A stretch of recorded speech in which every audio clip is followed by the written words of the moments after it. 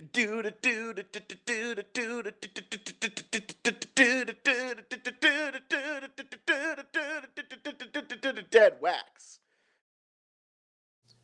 What's up, all you fawns trapped in Pan's Labyrinth, and welcome to the Deadwax Show. Get out of the groove and get into the Deadwax. I am Waffles, also known as Chicken and Waffles Forever, and I am joined by my older brother, best friend, and just a handsome-looking man, the Stooge. The Stooge. How are you? What's going on, everybody? I'm doing good. How are you doing, Waffles? So good. I am wearing my pajama pants that have corgis on them, so... You got corgi pajama bottoms? You can lift your leg that high? That's as far as it's going. Impressed. Someday the Deadwax Show will be... Okay, I got my leg up there too. Yeah, you're killing it. The Deadwax Show is sponsoring a gymnast tournament soon, so get ready to be stretching. Yeah, yeah, it is definitely a lazy Sunday. We're both in our pajamas still. Pajamas and hats. Yeah, someday we'll be in full tuxedos. That'll be a good episode, full tuxedos. Something formal. We do tuxedo t-shirts. Is that yeah, absolutely. Okay. And the maybe episode like will be for about our the 1-year anniversary gala that we have. Yes. We'll wear tuxedo t-shirts. And we'll look back on all the times we got banned on the internet during our 1-year anniversary. Yeah. Yep. All the highlights. It'll be like 30 seconds long, and yeah. The highlights, the lowlights, all of it. Before we get too crazy in the episode, I want to ask you a question, Stooge. Have you spent very much money on records in the new year? It is currently January 9th. Have you spent a lot of money on records? How did did my wife reach out to you? What's going on here? This is actually an intervention. Yeah. Is this like a trick? Am I being trapped? Yes. Have I spent a lot of money on records this year? You mean 2022? Yeah, we're only 9 days into the year. Have you spent a lot of money on records? As of day 9 of 2022, have I spent a lot of money on records? Well, what is a lot? You know, who's that's to a great say? Question. That's yeah. What an objective term a lot is. I mean, if we're talking we're talking like Bill Gates. What's a lot for Bill Gates? Are we talking a lot for like a homeless person? You know, how much is a lot here? We got the dichotomy of man. Have you spent anywhere in the triple digits yet? Anywhere in the triple digits yet? Are we including like the period and the decimals below that? Are we just talking about after the decimal? We're talking post-decimal. Post-decimal. Post-decimal triple digit amount. Mm-hmm. I'm gonna have to plead the fifth and say no, I probably have. Nice. Here's why I ask. Because I have. I've spent a lot of money my wife on hold. Yeah, I've spent a lot of money on records so far, and I'm a little bit like starting to say calm down. It's just a record, but whatever. Yeah. Mm-hmm. You're buying lots of stuff you don't even need. You know, seriously, it's not food, it's not water, it's not shelter, but maybe emotionally I need it. That's why I keep buying them. Well, yeah, but then again, you can also make the argument for streaming. Well, if you need it emotionally, unless you have to hug the record, and that's what of course. You saw in every single one of my countdown videos on TikTok. I always hug the record at the end, so maybe that's what it is. Okay. Do you like that noise I made too? Yeah, some good. You should work for sound effects. Yeah, we should get Hollywood on the line right now and get you into the studio, start recording some of those sounds. So especially Hollywood has already blocked my number. Could we try Inglewood? Inglewood? Do they have film studios in Inglewood? Maybe they Burbank. Have certain film studios, but I don't think they're appropriate to talk about on the pod. So okay. You know what? Now that you mention it, that sound does sound like it would belong in one of the Inglewood studios. Exactly. So fun fact. All right. Maybe we've talked about this. My mom grew up in Downey, California. And back in the day, Downey was a much more friendly neighborhood for children and families. And then they moved to Utah when she was a teenager. But when we started going back to visit Downey after the 90s, oh my gosh, she would be terrified because it's a much more scary area now than it used to be back in the day. Lots of gangs, lots of violence. And so it's funny for her to be like, oh yeah, Downey, me and my brother used to ride our bike to the store and go get an ice cream. And now half the stores have boarded up windows. Yeah. Downey. That's too bad, Downey. That just makes me feel like a warm, snuggly place that smells good. Smells good. The You know? fabric is awful soft. You know what I mean? Yeah. That's too Yeah. bad. Yeah. Poor Downey. Rest in peace, Downey. You would have loved Inglewood. So, well, okay, I'll finally quit yampering. Yampering? That's not a word. Yakking? I don't Yakking. Thank know. you. I'll quit talking about certain parts of California because we've got an interesting little subject that the Stooge came up with. So, do you want to intro this idea, Stooge? Since it's from your brain. Yeah, sure, I will. So I love all sorts of things like making lists, like top 5 lists, top 10 lists, ranking things, talking about, what's better or what's whatever, So I figured what would be really cool for today. We're both fans of 90s alternative, Waffles and I. So I said, you know what? Let's go ahead and give our Mount Rushmore of 90s alternative bands and or musicians. And, let's see how much those match up and see what the differences are. And let's see if we can actually come to an agreement maybe on what the official Deadwax 90s alternative Mount Rushmore would look like. So that's what we're going to be doing today is doing that. Absolutely love it. It's funny how a few episodes ago, one of my favorite albums of the year was Landmarks. And we're talking about a historic landmark now. See, we were teasing y'all. Y'all knew it the whole time. So why don't we do this, Stooge? Why don't you give your 4 Mount Rushmore people, and then I'll give my 4, because I guarantee maybe one of them might be the same, but I don't know if the rest will be. So give your 4, I'll give my 4, and then we'll see how we can meet together in the middle. And that is the middle right there. That was the middle, wasn't it? Yeah. All right. So when coming up with my 4 for the Mount Rushmore, I was trying to consider like several things, like popularity, influence on the genre, album sold, that kind of stuff. Not just my personal favorite that I love the most. Although that I gotta admit that probably has something to do with it as well. So my first one, and probably actually when I think about it, my least favorite out of the 4 I have, but without a doubt, is probably going to be on almost any 90s alternative Mount Rushmore. It's got to be Nirvana. Kind of, I think most people would consider them like the pioneers or the forefathers or like the George Washington of Mount Rushmore. Like, they're kind of the ones they were. Well, I mean, I guess I don't know if that's correct because they weren't the ones that kicked off. No, but they're for sure the biggest ones. Yeah, but they definitely had one of the biggest impacts. Absolutely. And they bridged that gap between alternative grunge music and the mainstream. So I think without any doubt, Nirvana should be on anybody's list who makes the 90s alternative Mount Rushmore. So they'd be my number 1. Get that out of the way. My number 2 is someone who is kind of like right there with them when it comes to kind of impact they had, especially like in the early 90s. Bridging the gap between grunge and alternative and the mainstream would be Pearl Jam.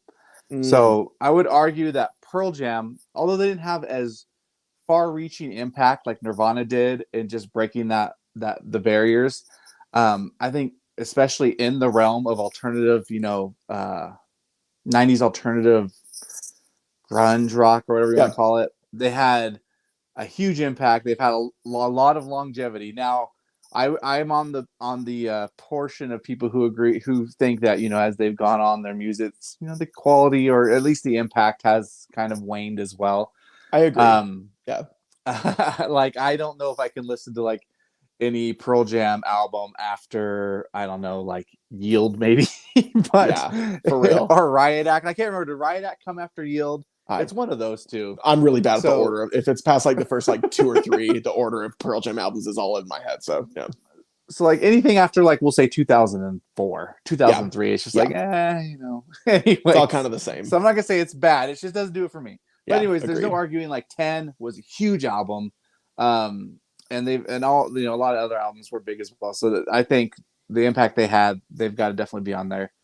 My third one. Once again, this band has, I don't know if they had as huge an impact like Pearl Jam and Nirvana did when they first came out. Well, mostly because they didn't exist until after Nirvana ended. But I feel like their music has been consistently good throughout their entire career, if you want to call it that, and that would be the Foo Fighters. Hey, Um, pardon me, you Foo are Fighters, pardoned. man. Yeah, thank you. Hmm. They've got tons of albums, and like I Yeah, said, they are. I mean, there's a few I don't really like, of but I course. think all of them are very listenable, very good, Oh do yeah, very well sales wise. And once again, they're one of those bands that, even though they're like started off in like, as the 90s alternative, they started in like 94, 95, right after everything with Nirvana went down. Um, they, I don't know, they've crossed from what I would consider like, 90s alternative grunge rock into like they do arenas now. They saw at arenas. yeah, Dave Grohl's arguably one of the most like influential musicians, I would say, of our generation. for sure. And they've consistently been great. So I would, when considering the impact that other bands in the 90s alternative that have come out, I think that's one thing that gave it to them for me, is that they've been consistently great throughout their career. Whereas like, like I said, like Pearl Jam, in my opinion, it's kind of flattening. They're still going, but they're kind of flattening off. So it's really funny how like opposite the growth of Pearl Jam and Foo Fighters is, because Foo Fighters, that first album is really, really good. But as time went on, they got more and more and more popular. Pearl Jam started off super popular, and then just sort and of, they're yeah, that's cool. That's a good fact, a good point. So those are my three. So the last one, it's kind of a toss up. Like I just wanted to mention like some of the artists I was considering for this last spot. Like Smashing Pumpkins is one of them. I feel like they could easily be on this Mount Rushmore. Their albums have been phenomenal. Absolutely. Even though I do feel once again, like the last album or two they've put out in the last decade or so, like not, I haven't really done it for me. But everything up to that point, all their albums are solid. See, I love everything up to Soundgarden. Adore, and then after Adore by the Smashing Pumpkins is where I'm like, it's weird. Yeah. It gets weird. Yeah, it changes. It's different. Yeah, Billy changed, and that's not a problem. That's not nothing wrong with that. No, not at all. It's just There's a not lot my of people bag, that still love Pumpkins. Yeah. Yeah. Soundgarden's another one I considered. They had huge impact. Chris Cornell probably has the best voice, arguably, out of all these alternative grunge bands. Yeah. And a little inside story, a little joke. My brother used to tease me when I was younger with Black Hole Sun. He would say, instead of Black Hole Sun, won't you come and wash away the rain? He would say, come and wash away Brent's brain. And as a kid, that annoyed me, and I hated funny. him. Yeah. So, anyways, but so the Soundgarden, even though I can see once and there's several others. For me, I won't waste any more time. My fourth one, I had to give it to this band because once again, I feel like their albums have been consistently great, if not maybe have even gotten better as time has gone on, and that's going to be the Red Hot Chili Peppers. Oh, now, okay. out of the four, I would say they're the most that kind of step out of the 90s alternative grunge genre, because you can see other elements of the other genres influencing their musical style. But from Mother's Milk, which was more, I don't know, kind of punky in my opinion, to then going to like, Blood, Sugar, Sex, Magic, and then all the way on to, what was the one that came out a couple of years away? The Getaway? I think it's The Getaway. Yeah. Like, I love, like, all this stuff is good. Any album, in my opinion, I can just put it on and I can play it the whole way through and pretty much enjoy every single track. For sure. So, like, the fact they've had this longevity, I think they've also had a huge impact on music in general and also for their genre. So, considering other artists, I think, once again, the Chili Peppers just kind of broke out of their niche or genre more than a lot of the other bands did. So, absolutely. That's my four. Nirvana, Pearl Jam, Foo Fighters, and Red Hot Chili Peppers. I mean, like I said, there's other ones like like I said, Radiohead, Soundgarden, Smashing Pumpkins. They're all like Radiohead would have been great ones to consider. Yeah. And then there's other bands like Pixies and some of these other lesser known alternative the Pixies would have been bands. killer. Yeah, but it's like I just feel like bands like the Pixies didn't break enough mainstream. Pixies, Sonic Youth, Agreed. like they They Oh, definitely had Sonic huge. Youth. Yeah, They had big. They had good audiences. They were successful, but just not, in my opinion, to the level these other four bands were. So, absolutely. I should have included anyways, Sonic Youth that's in mine. I love Sonic Youth. so That's rad. those are my four. Let's go ahead and I'll Okay, turn it back over to you, Waffles. We'll see what you got. so we have one band that overlaps. The Mm. rest are going to be different. Um, and my first band that overlaps is also Nirvana. I think that was like such a knee-jerk reaction, but at the same time, not even just alternative. Nirvana was probably the biggest band of the 90s, that had the biggest impact, obviously, biggest selling points. So much great stuff came from Nirvana. Like we said before, I wouldn't say Nirvana started everything, but they definitely had the biggest impact on the Uh-huh. style, particularly grunge. There's always the argument that Nirvana is not the first grunge band, but they made it big. So Yeah. Nirvana, I think for sure would need to be on the 90s Mount Rushmore, just because it's the 90s. You can't think of the 90s without thinking of like Smells Like Teen Spirit. So really quick, to see if we agree, what's your favorite Nirvana song? Smells Like Teen Spirit. How could it not Oh, is it be? really? Oh, Yeah, see, that it song's. Smells Like Teen Spirit is probably like top like 20, but Oh my gosh, dude! I put on Sliver that song Sliver's and my favorite I'm Nirvana constantly song. hyped. How does that one start out? How does it go? Can you Mom hum and it? Dad went to a show. They dropped me off at Grandpa Joe's. I kicked I and don't know screamed. enough. See, It's off the see, it's like off the first record. oh, it's off Bleach. Yeah. Well, there you go. I haven't really listened a whole lot to Bleach. Like I Oh, said, okay, fair.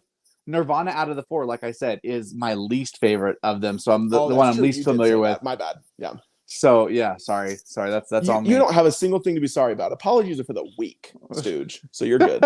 And what's funny too about Nirvana is that my dad always makes this joke. Nirvana has made so many albums for only having 3 studio albums, because I swear every 2 years a new greatest hits compilation live album comes out that we didn't know about.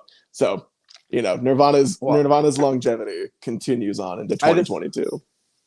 I just want to interject real quick, and I just Yep. want to say, from what I've heard so far from you today, and this is a little bit of a hint to spoiler, you're going to do pretty well on today's quiz. That's all I'm going to say. Ooh, I know what the hint is now that I know what the hints are. Okay, so Nirvana was my first one on Mount Rushmore. Oh, I also should have prefaced this. I'm so sorry. When I was thinking of my criteria for Mount Rushmore, I was also thinking, how do I think what's fair, what's interesting, what's Stooge going to do, and how should I do it different? So one thing I did was I have 2 male fronted bands and 2 female fronted bands, because the 90s, especially in alternative music, was a fantastic time for women to make a very strong name for themselves in music without it being like a gimmick. In the 80s, there was plenty of women that were fronting bands, but it did become kind of like the producers, record labels were making it a gimmick instead of just saying they're a talented person in the band. So I'm doing 2 male, 2 women. So the second male fronted band would be Green Day. Green Day in the 90s. This is, I hope nobody on the pod watching this gets angry, but I believe everything Green Day did Scott. yeah, Green, our buddy and best friend Scott hates Green Day, and it hurts my heart. Anyway, And it makes no sense either, but thank continue. you. Yeah, the dude loves punk rock. Anyway, so I think everything Green Day did in the 90s up until American Idiot is flawless. But after American Idiot, Green Day became one of the worst bands on the planet. but like up until then, so the first few 90s albums, they're phenomenal, and were so big for not just regular punk rock, but like pop punk became a very big thing. Because like was mentioned before with Nirvana, Green Day didn't start anything. However, they made it huge in the 90s. Mm. This was a big deal, that a song about staying home with no job and you got nothing to do hit the radio. This was nothing deep. There's the song I'm sorry, not Brain Stew. Basket Case is literally just about getting stoned. And it's like they made such a big impact because the music is fun and catchy. And I also love that Green Day ushered in this attitude in like pop punk and in music in general, of just being funny and not being serious about things. In the 90s, you had a pretty strong divide of artists who took their job way too seriously, Billy Corgan, and then you have other people that like thought it was funny to make fun of them. So you had people like Eminem, Green Day, Blink-182 that were like openly mocking other artists that took things too seriously. And Green Day were like the poster children for just, it's not serious, be funny, have a good time. So Green Day, I think, would be a big one. Okay, those are my. Well, I was gonna chime in real quick with Yeah. Green Day as well. It's just funny to think like back in the 90s, like some of those things you mentioned that they sing about, it was kind of like, I don't want to say taboo, but it was like totally considered like almost like explicit content. Whereas now you can hear their stuff playing in like Ross and Bed Bath & Beyond. That's so funny. Absolutely. You listen to like the lyrics of Longview, and it is rough for like anybody to have heard. Also, like maybe I'm biased in this. Green Day was like one of my favorite bands growing up. That was one of those bands that like my sister let me borrow her CD, and I was like 9 or 10, and I was like, this is great. And so I have been a Green Day nerd ever since. I had Dookie through Nimrod on CD too when I was a kid. Those were the best. Especially, I love Nimrod. Nimrod's a great album. Mm-hmm. Yeah, I only got Dookie and Insomniac on vinyl though. That's all I got. See, and I don't have any of the early albums on vinyl. I know. I know. Can you believe that? I have a bunch of their live albums, which is all the early stuff, which is great. Especially they have a live album of their performance at Woodstock '94, and that one's a lot of fun to listen to. And as we know, Woodstock '94 infamously ended in a mud fight that shut the entire festival down. So the last like 5 minutes on that record are sounds of a riot happening. It was great. Okay, those are my two bands fronted by males. The other two that are fronted by females. The first would be No Doubt. Gwen Stefani. Of course, in the modern day, we know Gwen Stefani as a solo artist and the host of The Voice or whatever she is. I don't even know if she does that anymore. I don't pay attention. But in the 90s, Gwen Stefani was the front woman for No Doubt. And No Doubt freaking ruled. They were the funnest band. They were, for those who do not know, No Doubt was like an alternative ska band. And talk about ska being a very underground thing until No Doubt. No Doubt took this like kind of silly, punkish sound with trumpets into the radio. And No Doubt like started off being really silly, really funny, really like good times music, and they got very serious as time went on, and they expanded their sound to being able to kind of do anything. And I really love No Doubt. I think they're a lot of fun, and Gwen Stefani's voice is so elevated, and she was so young. When you look back at what No Doubt did and how many concerts they played, she was really young to be able to have a voice that strong, have a career that strong, and No Doubt's just rad. If you ever get the chance to listen to Tragic Kingdom when you're on a road trip, 10 out of 10 road trip album. I was gonna say, that's. I'm surprised I don't have that one on vinyl. They're actually one of the first bands I want to say that kind of started me in the crossover from like my country and Disney music youth to something else. They're one of the ones that bridge that gap. So No Doubt's tons, and they were huge. Spiderwebs, man. Spiderwebs. In fact, I saw No Doubt live in like 2008 or 9. I want to say they did just one reunion together. Tour. Wow. Yeah, they got together for one tour, and Paramore opened for them, and it was one of the funnest shows I've ever been to. Because what's beautiful about No Doubt getting back together is they weren't like pushing new music. They were like, oh yeah, we know people just want to hear all the good stuff, so they only played old stuff, and it was fantastic. It was a great show. Give them what they want. Give them what they want, just like a girl. Just a girl. Oh, shoot. I actually don't know what I'm talking about. And we've been canceled. Okay, so before I give my fourth one, just like Stooge did, I want to give a few of my honorable mentions because this was very tough for me. First off, just like Stooge, was the Smashing Pumpkins. I love that band. They're fantastic. Huge. I am very like well-versed in the Smashing Pumpkins. That was another band that I like asked if I could borrow my sister's CD, and one of them was Siamese Dream. So I love that band. I just couldn't put them in the top 4 with everybody else because they're great, but I don't know. I just feel like the Smashing Pumpkins especially has like the handful of songs everybody knows. And if you know the deeper cuts, you know for a fact their deeper cuts are much better than their hits. But, you know, not everyone knows that. Blind Melon was another one that I really loved. I wouldn't say it had like the same. What am I trying to say? They only have like a couple albums because the singer sadly committed suicide. But the impact Blind Melon has had since their inception is insane. Sort of one of the bands, I should say, that bridged the gap for alternative music and indie music to kind of become one thing together, where you didn't need really heavy distortion to be alternative, and you didn't need to be really artsy and weird and listen to the Velvet Underground like the indie kids. You could just be kind of like a hippie in the 90s. And so Blind Melon, I love that band. I think they're fantastic. Another one was Alanis Morissette. That she has a very large impact forever and ever. And the 90s was where she reigned all powerful. Because I don't even know what happened to Alanis Morissette after the 90s, but that was her time. It's kind of ironic that she fell off, huh? Look at you. You ought to know, Brent. You know. And we've been canceled again. Sorry, that pun was too bad. I'm sorry. Please don't turn off the show. They've already turned it off at this point. They know. That's true. And then my last honorable mention that if anyone has talked to me about this personally, they know I could do a TED Talk, is Mike Patton, who is the singer for Mr. Bungle, for Faith No More, for Fantomas. He's been in like 20 bands, and I think he's the most talented human in the 90s. But like, just because I love him doesn't mean he needs to be on the Mount Rushmore.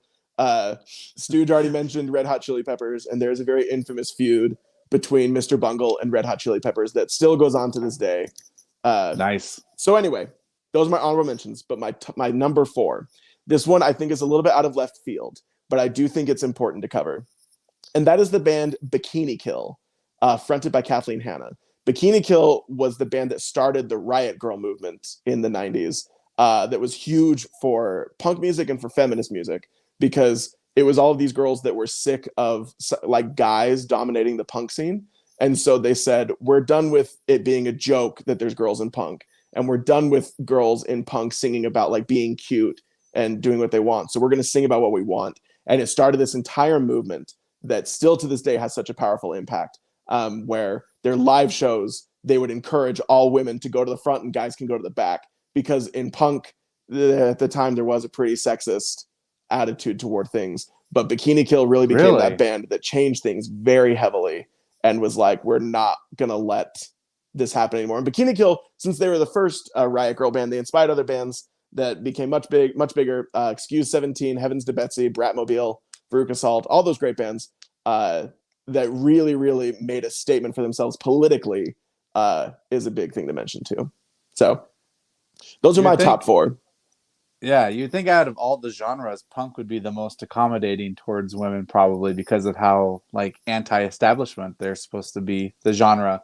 Yeah, women in punk is a fascinating story. We could do an entire episode about this, but suffice it to say that punk rock exists because of women. The band The Slits was one of the very first punk bands, and it was an all-female band.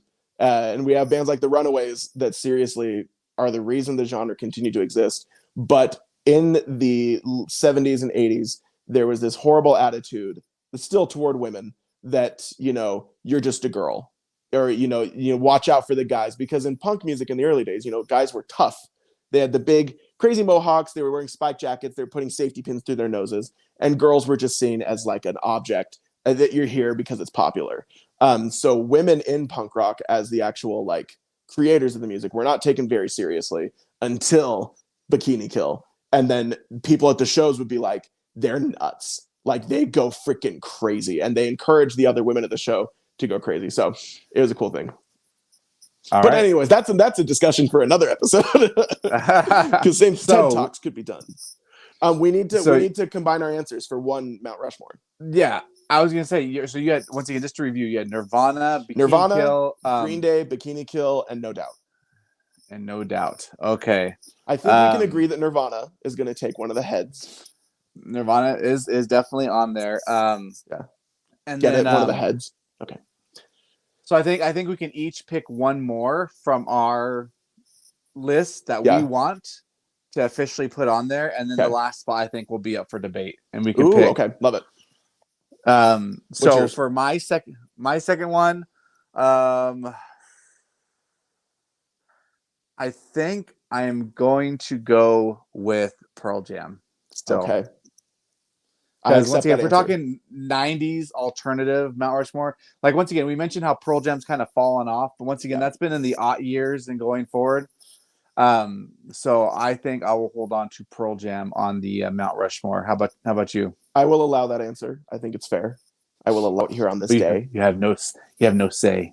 You have no say. There is no justice. I think my answer is gonna be No Doubt, just because they did so much for music, and Gwen Stefani. Gwen Stefani came from that band, so it's hard to deny the impact. Plus, we need women on the mountain. So uh, That pick is bananas. I'm this telling you. day is bananas. If And we're anybody kept canceled watching up again. until this point, yeah.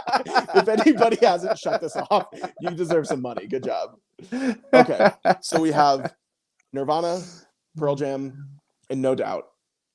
Our fourth one is the one we have to each pick one and make an argument for. Okay, so who's left on my list? Okay, You still have Foo Fighters and who's your fourth one? and Red Hot Chili Peppers. And Red Hot Red- Chili and the Peppers Chili is my Peppers. fourth one. And you've got Bikini Kill. I'm Yeah. sorry, I couldn't name you one You're Bikini fine. Kill I still song. have. You're fine. So Not a lot of people know Bikini Kill, which is totally fine, but the impact is the biggest thing. Anyway, so I still have Bikini Kill and Green Day. Yeah. And So for mine, I'm gonna I think pick Green Day. Okay. I was gonna say, especially since I can't name you a single Bikini Kill Yeah, song. you're fine. I mean, no, we're going to go with Green Day, and also just Green Day is probably bigger. When thinking about my list, I was gonna say too, like Green Day and No Doubt came to mind. Bikini Kill, I don't know anything about them. This is your time to learn. We're gonna stop the pod right now. I'm gonna come over and we're gonna listen to Bikini Kill together. Their song "Rebel Girl" rules. All right, we'll do it. Okay. So then mine. Oh man, Red Hot Chili Peppers and Foo Fighters. Yeah, if we're talking about '90s, oh shoot, can I cheat a little bit for a second? I just want to see. Absolutely can. There are no rules to this game we just created. So I just kind of want to see once again which albums came out specifically in the '90s for my picks. Because for Foo Fighters especially, everything up until The Color and the Shape. I think The Color and the Shape was in like 2000s, right? That was their second album. No, Color and Shape I'm pretty sure was the '90s. So, but was it? Okay. Let me see I'm on Red Hot Chili Peppers real quick. Yeah. So for the '90s, shoot, they started in the '80s. Can you believe that? It's insane how old the Chili Peppers are. So here you go. So in the '90s, they released Blood Sugar Sex Magic, One Hot Minute, and Californication. Those are huge. And then if we go to, let me look up the Foo Fighters real quick. Yeah. 1 second. Typing as fast as my little fingers can. My fat fingers. This is like stubby things. Oh my gosh. This is like that Mavis Beacon typing test you had to do in school growing up. So the Foo Fighters put out their first titled self-album. Mm-hmm. First self-titled album. Then they had Color and the Shape. And then they also put out There's Nothing Left to Lose. There's Nothing Left to Lose in the 90s? Yeah, it's 99. Wow. That was a great album too. I think I might argue for the Chili Peppers, to be honest. If we're talking about the 90s, I think they probably had a bigger influence. I think most people would agree as well, especially with like Blood Sugar Sex Magic and Californication. Yeah. Like Blood Sugar Sex Magic, Under the Bridge, like what more, like when it comes to alternative 90s outside of Smells Like Teen Spirit, that's probably the second most influential. You can make an argument for Spiderwebs, but Spiderwebs is already on there. Yeah. But like when it comes to Dookie, when did those albums come out too? We should see what years those came out too. Yeah, Dookie came out in what, like 94? Let me look it up real quick. Okay, I'm ready. When did Nimrod come out? Was that still in the 90s? I think the only album. So I think Dookie, Insomniac, and Nimrod were all in the 90s, I believe. And Warning, the first Green Day album, Warning, or not Warning. I'm sorry. Kerplunk came out in the 90s Kerplunk. too, yeah. Actually, 39 Smooth came out in 1990, Kerplunk 91, Dookie 94, Insomniac 95, and Nimrod was in 97. Yeah, and then everything. So they had technically five albums that came out. And the problem with Green Day is though nobody, like, I love Kerplunk, but most people don't know Kerplunk, so it's hard to consider that one of the greats. Should we like? Album. So how do you want to try to debate this? Like, so here's a thing we could make the debate for, but I already know you're going to win. Is longevity. Because, like you said, the Chili Peppers still make good music.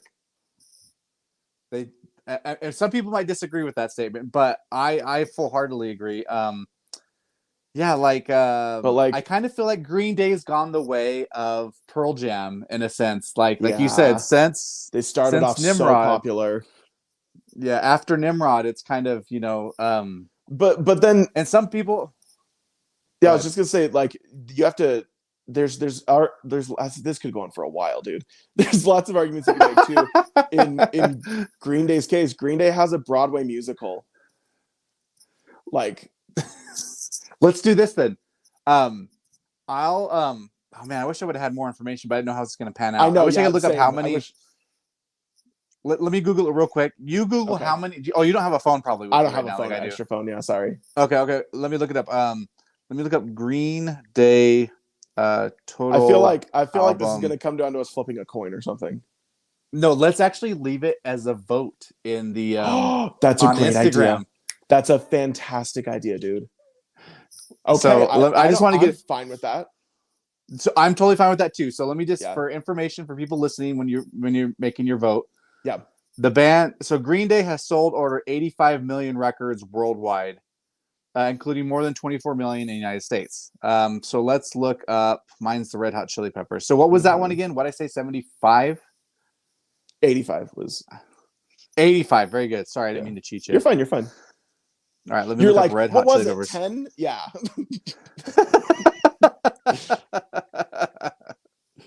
All right, Red Hot Chili Pepper total album sales. Ooh. So to this date, the band has sold over 80 million albums worldwide. That's shockingly close. But here, let's also consider this too. Let's see how Yeah. many albums each one has had. Studio albums, the Chili Peppers have had 11. Oh, Let's well, see how Green many Day's Green not Day. Green Day's not going to be fair, dude, because they did like 3 albums in 1 year just a few years ago.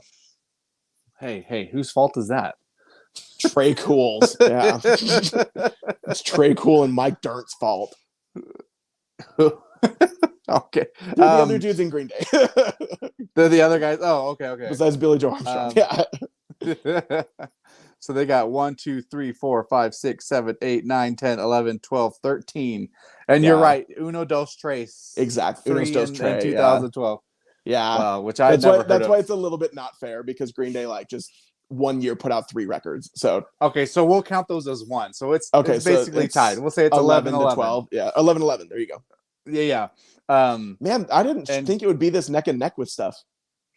Neither did I. So there we go. Let's just leave it at that. Okay. I love it. We'll have the vote on Instagram. And then we'll have like a reveal for our next episode, what our Mount Rushmore looks like. That's how we'll start it off. I'll make a little post. I'll make a little sign, and I'll have the head, the band, or whatever it is covered up, and then we'll love it. That's so cool. Yeah, sick. So then I'll get a tattoo of whatever band it is on my arm. Yeah. On your butt? Yeah. All right. What I'm going to do is I'm going to have both butt cheeks covered, and then we're going to reveal both, and the one that has the face on it wins. That's a good idea. Yeah. Ink Master's not ready. All right. So if you're watching or listening to this, go ahead and go to our Instagram, Deadwax Show, at Deadwax Show on Instagram. Look at the stories and make your vote. Who do you think belongs on the Mount Rushmore of 90s alternative? Red Hot Chili Peppers or Green Day? So I love this. This is a great debate. Yeah, I think so too. Good work. I'm excited to see what the answer is. Me too. So, anyways, it's a lot better. It's a lot better than our other polls, like who would win in a knife fight between like Meryl Streep and Cher. Yeah. That's a pretty good poll. That was a shocking one. What was the other one? It was back. Which soundtrack needs to be pressed? It was Jennifer's Body or like Apollo 13. Yeah, and Jennifer's Body. Oh my god. You've never seen Jennifer's Body, so don't you ever criticize. The movie's incredible. I've seen Apollo 13 though. That movie's incredible. Anyways, take a day off. We'll come over and watch Jennifer's Body. Oh my gosh. Which is named after the whole song. Speaking of 90s alternative, how funny is that? Full circle. Full circle. Oh shoot. All right, well now it's my turn. Yes. Let's do it. Let's do it to it. It is time to play the game. I want to go back to having a theme song for your game. Okay. Are you going to sing it right now? Oh, I'm going to sing it right now. His name is Stu. Okay. You got a game. We're going to play it. Going to be fun. So you like a little hip hoppy. Little hip hoppy. You know I love hip hop, so yeah. Dang it! I always do this. I hate that I do this. I forgot to think up the categories again. As far as like, if you get 5 or more right, you're okay. Anyways, announce who it is, and we'll think of it on the spot. So this week we're doing traditional trivia like we did. I've selected a band, and we're gonna do trivia on that band because we're doing 90s alternative, and because I was fairly confident Nirvana was gonna be on that list, and you can see the record back there. Ah, it's Nirvana. This week we're doing some trivia on Nirvana. Yes, I love Nirvana. As I mentioned earlier, you were already spouting off some info that was in this quiz, so I think you're going to do look just at you fine. Teasing. Yeah. So if you get 5 or more correct, you're I don't know what's a sliver. Box. You can be a sliver. Sliver's my favorite song. I'd rather do that. Yeah. All right, and if you get 5, or if you get less than 5, what should we say? Courtney Love kills you. You're Courtney Love. No, Courtney Love kills you. You're a hole.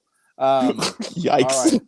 Right. I mean, that's already true. Everybody, am I right? Everybody listening, am I right? Everybody, check out the Patreon. All right. Anyway. All right. Question number 1. Are you ready? Okay, I'm so ready. Okay, I need you to name the 3 band members of Nirvana. Okay. Starting from like Nevermind, because I know they had a whole bunch of they had the drummers. Original drummer. Nobody cares. Well, they had a bunch of drummers actually, but yeah. Anyways, the 3 members of Nirvana are Eddie Vedder, Kurt Cobain, Chris Novoselic, and Dave Grohl.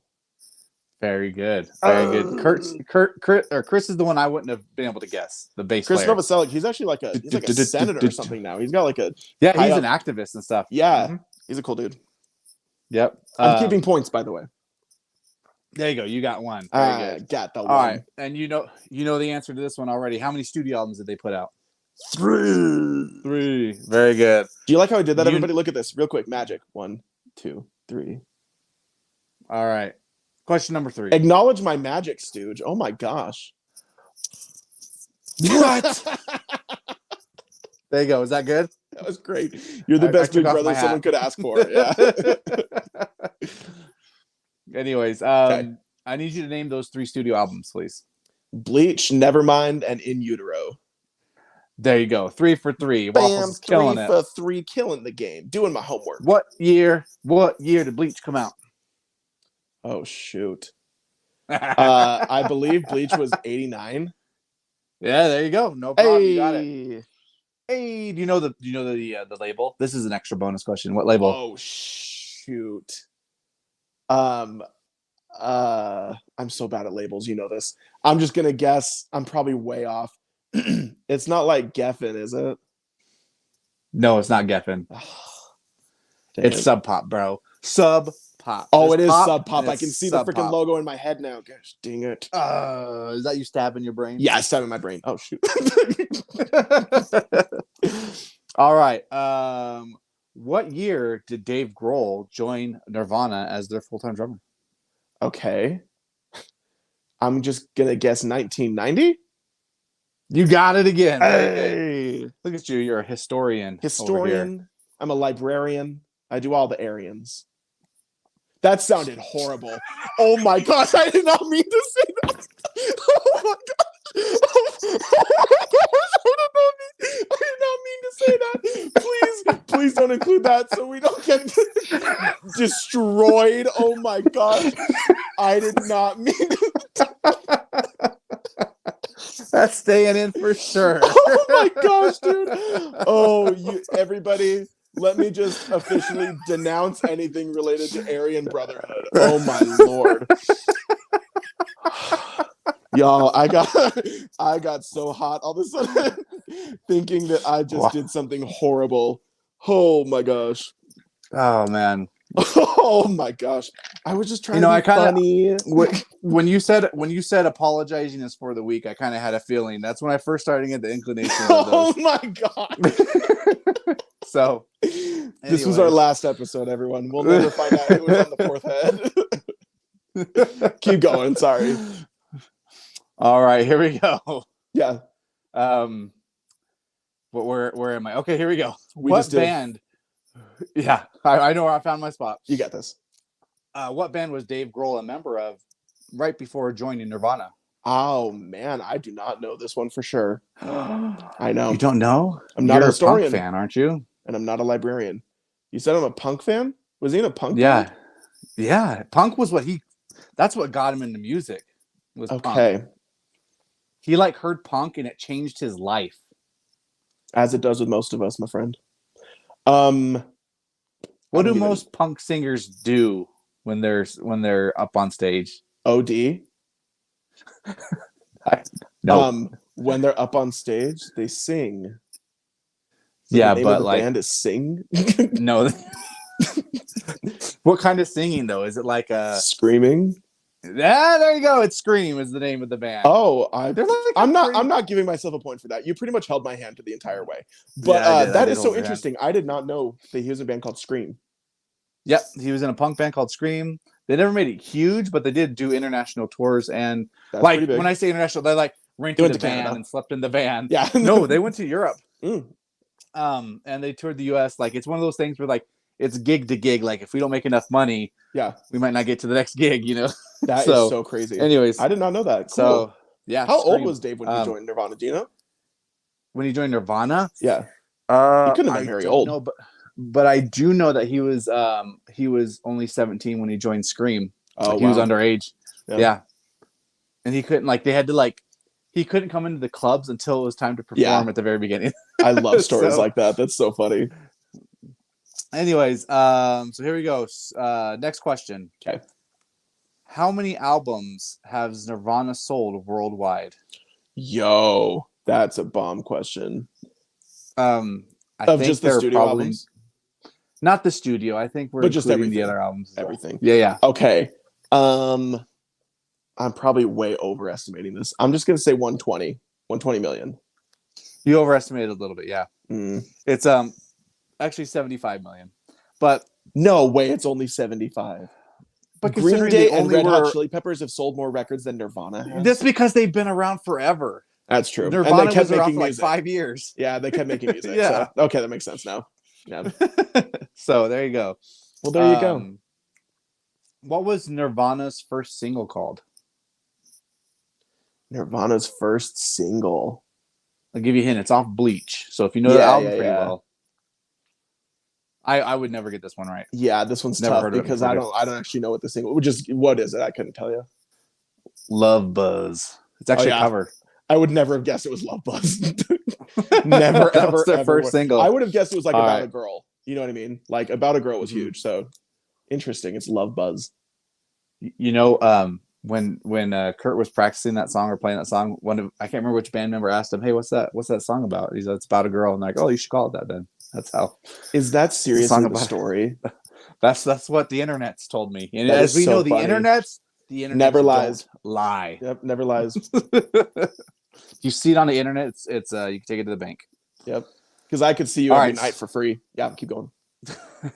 So Nevermind replaced this artist on top of the Billboard's album chart.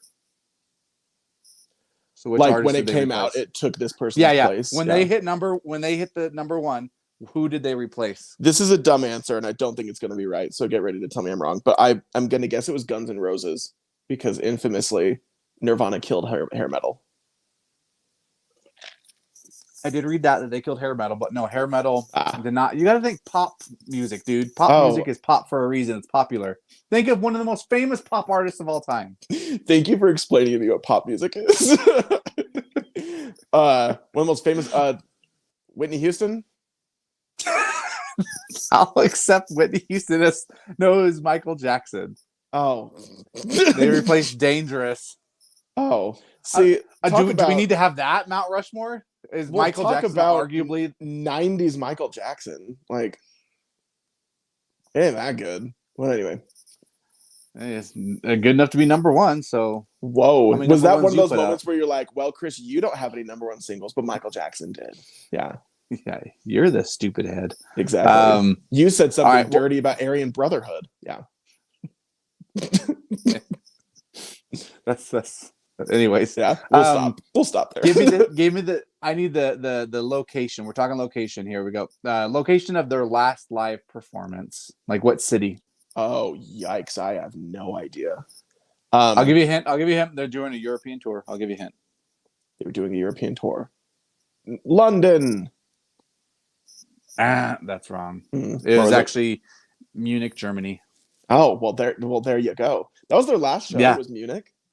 Yeah, last show. Interesting. Because then a couple days later, like what's his bucket had an issue with his medications and alcohol in his hotel room. Then they went home, and then a month later, yes, that's right, he was gone. Unfortunately. Yep. How many Grammy nominations did Nirvana receive? Total. 12. Cut it in half. 6. You got it. Hey, no I'm not help. giving myself No help on that one. How many did they actually win? Oh, yikes. 2. Cut it in half. They only won 1 Grammy? Yeah, and you're going to be even more surprised here. What did they win their Grammy for? Best New Artist. Nope. What was it for? They won it for Best Alternative Music Performance for the album MTV Unplugged. Kurt Cobain wasn't even alive. That's the stupidest thing I've ever heard. Yeah. Yeah, he wasn't even around when they won their Grammy. So that's the stupidest thing I've ever heard. Of everything they did, the Unplugged record is what won an award while after he passed away. Unplugged was huge, though. That yes, thing, it was, but still, it's not good. I mean, if we were to make like a Mount Rushmore of live albums, that would probably be up there. I don't like the Unplugged album. I'm not a fan, but it was huge. I don't like good things. I do the Aryans. Man, you chose violence when we decided to write this episode today. Son of a gun. So how many did you get right? I only got 5. Are you a sliver? No, Courtney Love's gonna kill me. Just like she killed her husband. Run. Guess what, everyone? I just said it. Just like you killed this show with your Aryan remarks. Yeah, that was rough. I can't apologize enough, everybody. That's so terrible. And I'm going to denounce that right now. So I think it's official. Like, I don't think any of my creative games, if it's not just about band trivia, I feel like it goes pretty rough. And these ones go pretty good. Decent to good, you know. Yeah. No, man, this was a great one because it's not just stereotypical. When did Smells Like Teen Spirit come out? Like that was a good bunch of questions. I loved it. Oh, thank you, sir. Also, if I can plug, everybody should watch the documentary Soaked in Bleach. It's fantastic. Have you seen Soaked in Bleach, Stooge? You should watch it. It explores the conspiracy theory that Courtney Love killed Kurt. Oh. Yeah. Like I said, Nirvana's like my least like on the bottom, you should still watch it. It's just a good documentary. But anyway, yeah, man, that was killer. Good job. Proud of you. Do you know who else would be proud of you? Hey, what? Kurt Cobain. But what were you going to say? Thank you. I was going to ask you, do you have any Nirvana albums on vinyl? So I only have a live album because for the longest time I wanted like an Paramount? OG copy of Nevermind. Back when I started collecting, that's all you could get was the super expensive Neverminds. And so I just was like, someday. And then I never did it. So I do have Live at the Paramount, which is a fantastic live album. 10 out of 10 would recommend. Also, for any Nirvana devotees out there, they start that album with Jesus Doesn't Want Me for a Sunbeam. And that's a great song. That's a cover song. So highly recommend. Oh, it's a cover? Yeah. The band, the Vaselines from Ireland, Jesus Doesn't Want Me for a Sunbeam is their original. And the original is not that great, but the cover is fantastic. There's only, in my opinion, I got to quit touching the cord today. In my opinion, there's only a few cover songs out there that are actually better than the original, but that one for sure qualifies. So the other one being like Weezer's version of Africa, definitely better. Yeah, Weezer's version of Africa, Weezer's version of Enter Sandman. Yeah, totally. Yeah, all better than the original. All better than the originals. And we're canceled again. Yeah. And my last Nirvana thought, and then I swear we can move on for the 4 people still watching, is speaking of covers that I think are better than the originals, the band The Polyphonic Spree did a cover of Lithium back in the 2000s. If you don't know, Polyphonic Spree was like an indie band, but they had 30 members in their band. And so it was insane. That was like their whole gimmick was it's like an army watching them play live. Their cover of Lithium is fantastic. So there you go. Gosh, all right. So good. Okay, I will quit talking about Nirvana. You know what we should do, Stooge? We should go to the Q&A section. All right, let's do it. Let's I see made what up the those theme wacky song people have. I made up the theme song for your game. What's the theme song for Q&A? It's Q&A, Q&A, Q&A. What's Q&A? It's because it's a question. It's a question. And we'll have an answer. That's a very meta song. I loved it. Thank Yeah. you. Okay, these are a little bit easier than our last week's one, so don't feel like you need to dive too deep into your brains. The first question comes from our buddy Benny, also known as @BennyToeAlexander on Instagram and TikTok. You should follow Benny. He's great. Benny. How far would you drive to see your favorite band if they were playing a last show? 250,000 miles to the moon. Whoa. I would 250,000 miles to see Nirvana. That's crazy. They'd blast me off into space. Yeah. I'd see the last Rage Against the Machine show on the surface and the Sea of Tranquility from the surface of the moon. Yes, absolutely. Very cosmic of you. Love that. Also, the last Rage show will probably be on the moon. They need somewhere that big. Like, it'll be somewhere. They like need that. a place where COVID can exist. The moon. the moon COVID testing site's gonna suck. So congratulations. Take your helmet off. Like do the nose song. You die. Anyways. So do you think Rage will, do you think Rage will ever have like an official last show? I don't know. Okay, fair enough. Just because they didn't really have like a last show before, you know, they just were like, we're just not going to play for a while. Yeah. I for my answer, of course, the same as Stooge, I'd go anywhere. If my favorite band is Whitechapel. If Whitechapel's playing their North Korea, show, I'd go to North Korea itself. I know. Whoa. I obviously don't know very much about North Korea, besides that it's scary. But but like the same thing. If it's your favorite band and you've always wanted to see them. Actually, you know what? Maybe I wouldn't, because I've seen Whitechapel before. I'd go anywhere in the United States. There we go. That's my answer. Not even Canada. Not even what Canada. About the Aryan headquarters?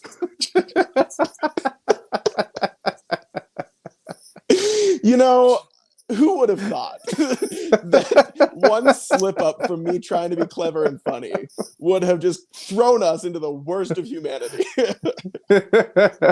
Yikes. Yikes. I can't apologize enough for that. Notice he didn't deny it either. It's on record. I said it. No, I mean going to the headquarters. Oh yeah, anyway, totally. I'm just kidding. If Whitechapel's it's playing, for sure. Yeah, it's a yoke. It's a yoke. Next question from our friend CU Space Wax. Favorite thing about the vinyl community? Favorite thing about the vinyl community? Pretty open-ended. Yeah.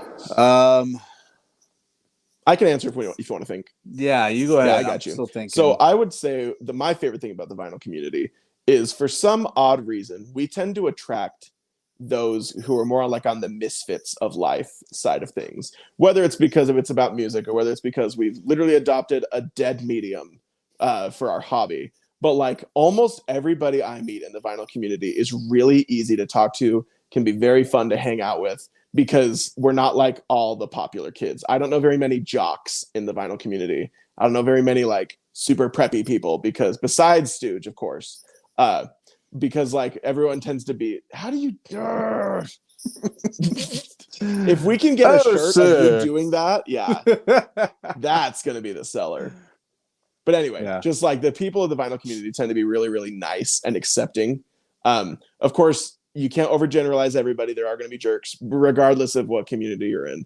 But almost all of my interactions with people in the vinyl community have been positive and understanding, respectful. And people also get that just because you don't like the same bands as them, well, that's not true. I'm going to retract that statement.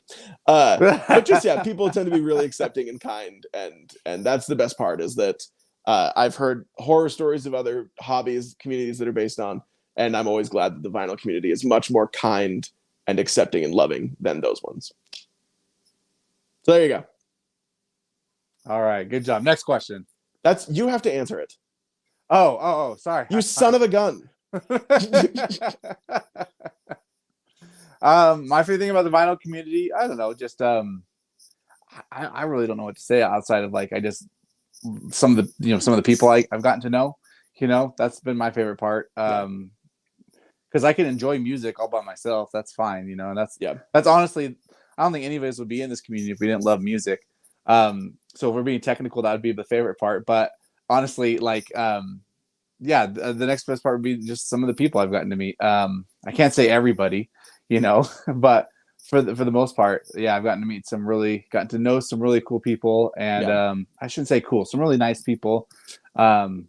As then people might think, oh, I have to be cool for vinyl stooge. So, I mean, not that you need my approval. No one here needs my approval. I do. But just the people, the interactions, working from home. Sorry, I'm going to tangent. Working from home, being in a new state, it can get lonely sometimes. And so it's nice to have a little bit of interaction and talk about music or records and, other stuff. Tacos. Yeah. Tacos are great. They're the best thing on the planet. We should pull the curtain back a little bit. That was one of the names we considered for our show. Oh, yeah. And incorporated the word tacos. I want just a really quick tangent as well. I want everyone to know how much work it took to find a name for this stupid show. We took forever to find a name. Deadwax was not the first one. We almost said something else. In fact, you remember, like, you thought of Deadwax like 10 minutes before we started recording the first episode. Like, we did not plan that for a long time. We burned through so many names, and none of them like fit. None of them we were like, oh yeah, that's one. It was like, none felt right. Yeah, and here we are. One that I would say the one that came in second place that we almost stuck with was going to be Hi-Fi. Remember that? Yes. Like, welcome to Hi-Fi. Exactly. And it just doesn't. That's not us. It doesn't fit. Yeah. We're Deadwax. Low.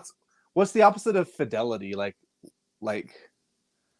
I don't know. Dude. That's a tough question. We're Locra or something. Locra?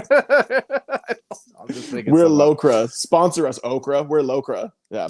But Deadwax, Deadwax is good. Yeah. In my opinion. Let's hit the last question, because if anybody's still listening at this point, they deserve a medal. Last question. Last question is from our buddy Vinyl to the Core. His name is Bryce. Bryce is a good man, one of my favorite people to follow. And this is a toughie, so get ready. This is easy. Most impressive collections you've ever seen, whether that is either like by size, diversity, price tag, anything, just an impressive collection. Damn, that's a tough one. I've got a couple answers. One is our buddy Ray. He has got an insane collection of records. Ray has been collecting for as long as I have, but I've given away a lot of my records. Ray never sells his, so he's got thousands and thousands. So he's got a lot. And Ray's also Ray does this thing that makes me love him and also want to strangle him, where he has some of the rarest records I've ever seen, and he got them in like a clearance bin for $5 before records were popular. So he'll have something that's worth $200-$300 now, and he'll be like, yeah, I paid $5 for it because nobody wanted it. I paid $5, right? And it's always like, gosh, dang it, Ray. So dang it. There's one person that comes to mind for me right now, and I don't know his name, but lately he's been showing off. He's got like every version of like the Third Man vaults that have ever come out. It seems really? Like. So he's got a lot of cool stuff by like, Jack White, White Stripes, the Raconteurs. Wow, a lot that's of impressive. Cool stuff. And shoot, I wish, because I've been commenting on his stuff lately, just like asking him, are you trying to make me jealous? Like I've commented saying, hey, can I come over and like rob you? Like stuff like that. And I can't. I'm looking at my my Instagram feed right now, trying to see if I can't find him real quick, but I can't find it. Oh no. He's been posting some really good stuff lately. But anyways, outside of that, I think Megan KC has a pretty good collection as well. Megan KC came to mind as well. She's been collecting for a long time, and she's got a crap ton. Yeah, for sure. Records. So those are the two that initially come to mind. Yeah, man, those are both impressive record collections. Yeah, I can't really. I mean, honestly, most people have some stuff I would definitely want and steal if I, would do that kind of stuff. So yeah, present company anyways, excluded. No, I would steal from you, but yeah, your collection. I think I've looked through yours. We've gone through this. No, you wouldn't. Like I think you're like, I know like 2 of these albums. Yeah, I went through I went through Chris's discography on Discogs, and I was like, I think there's like you've got like what? How many? Like 400 records, and I was like, there's like 2 I might take. Exactly. Yeah, just very different styles. And to put a bow on this answer, one last one actually comes from the person who asked the question. Bryce, Vinyl to the Core, has a very impressive collection. He has every variant that Dance Gavin Dance has ever produced, and that is tens of thousands of dollars worth of records. So good for you, Bryce. He posted his picture of his whole variant collection, and it was shocking. So, oh wow, yeah. But anyway, awesome. Thank you everybody for who sent questions. We're always so grateful for them. You can always send them directly to the Deadwax page at any time, but we also will put them on our stories. So be watching for those for both the Deadwax show and our personal pages. Oh, there you go. We post stories and Q&A. Once again, we denounce the Aryan Brotherhood, and we do not associate ourselves whatsoever because, oh my gosh. Thanks, Chris. Did one slip up get us destroyed? Oh my gosh. Man, you can even see my glasses are fogging up as I'm saying that. Hey, on a positive note, you didn't choke on this episode, so that's good. True. I didn't choke, but I definitely mentioned a very horrible group, so it's like a choke. Yeah, it's kind of like a choke. It's a big choke, yeah. I guess you're right. Big choke. Big choke from a big joke. Stooge, before we wrap up, any other last thoughts, any other final remarks, any other opinions? Not that I can think off the top of my head. If anyone, shoot, which one was it? Damn it, I can't remember. It was a record. I was going to say, if anyone has this record, feel free to send it to me, but I can't remember which one it was off the top of my head now. Maybe I'll remember next week, and I'll start asking people to send me records. Hey, could happen. You know, go for it. I see on Instagram and TikTok a lot of cool people get sent records from people. I always think, oh man, I'm super jealous. I wish people would send me records. And the one time I had someone message me like, hey, would you like me to send you? I was like, oh no, I can't. Like, then I feel all awkward and I backed out of it. So anyways, so I'm just always sending you my underwear in the mail, but then you're like, oh, these aren't records. Yeah. Yep. You've been doing that for a while now. So. True. But they're just as crusty, have just as many rings on them. And that is why we do this show remotely, is because Chris has actually got a restraining order. So exactly. I'm not allowed within 1,000 feet of Stooge's house. So yeah. Nope. Still break it as much as I can. All right. Well, if you got nothing else, then I think we should wrap on up. Thank you to anybody who made it this far. Stooge, what's our word? If you've made it this far, you should comment this. Let's go with Nirvana. I don't know. Okay, Nirvana. Or Mount Rushmore. I don't know, whichever one you want. Do either one, yeah. Keep us on our toes. Let's do Nirvana. What the hell? Nirvana. If you made it this far in the episode, please comment Nirvana, and you will be entered into a giveaway to win some of Chris's underwear. It'll be great.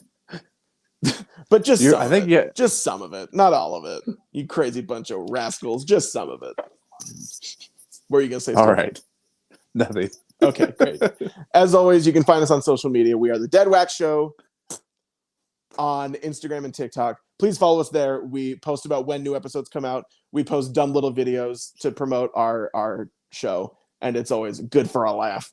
If you are ever curious about anything, please feel free to message us directly about anything in life. You got questions about life, send them to me. Stooge doesn't need them. I'll take them. Send me your questions. And as always, we are very grateful for anybody that listens to this. Please subscribe to us on either YouTube, Apple Podcasts, or Spotify, and get into the groove. And, oh, shoot. Get out of the groove, bro. You gotta get out of it. I know, dude. I mentioned that whole thing with the Aryan Brotherhood, and it's just got my brain. Anyway, as always, get out of the Aryan Brotherhood. As always, get out of the Aryan Brotherhood. Get out of the groove and get into the Deadwax. Thank you so much for everybody for listening. We love you.